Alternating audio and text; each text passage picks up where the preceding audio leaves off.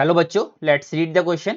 The question is there are two long coaxial solenoid of length L. The inner and the outer coils have the radii of R1 and R2 and the number of turns per unit length is N1 and N2 respectively.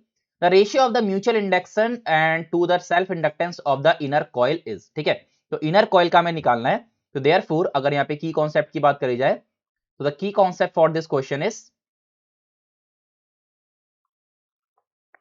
जो mutual induction होता है किसी भी coil का that is equal to mu naught N1 N2 यानी कि दोनों में कितने पर यूनिट लेंथ है mu naught N1 N2 L into A यानी कि उसका एरिया क्या है और जो सेल्फ इंडक्टेंस क्या होता है self inductance equal to mu naught हमारा किसी भी एक का N1 square into L into A. ठीक है, तो हमें म्यूचुअल इंडक्टेंस का फॉर्मूला पता है और हमें एल का फॉर्मूला पता है. नाउ हमें किसके लिए निकालना है, हमें निकालना है इनर वाला यानी कि 1 के लिए निकालना है. तो देयरफॉर अगर मैं M1 की बात करूं तो M1 will be equals to mu naught N1 N2 length उन दोनों की L है तो यानी कि L हो जाएगा और A क्या हो जाएगा, A यहाँ पे A1 हो जाएगा. A1 is nothing, it is equal to pi R1 square.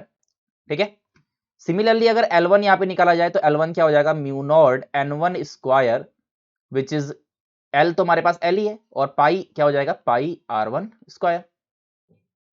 ठीक है, अब हमें क्या निकालना है, हमें यहां से निकालना है हमारा the ratio of the mutual inductance to the self inductance. ठीक है, तो वो क्या हो जाएगा देखो M1 upon L1 will be equal to यहां से म्यू नॉट जाएंगे, यहां से जो हमारे पास बचेगा देखो L भी गया पाई R1 भी गया तो हमारे पास जो यहां से फाइनली बचेगा that is N1 N2 divided by N1 का whole square and which is nothing N1 से एक N1 गया तो हमारा फाइनली जो यहां से आंसर आ जाएगा N2 divided by N1.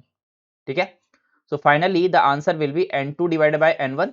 This means the correct answer for this question is option number C. ठीक है, so I hope you understood it well. Best of luck.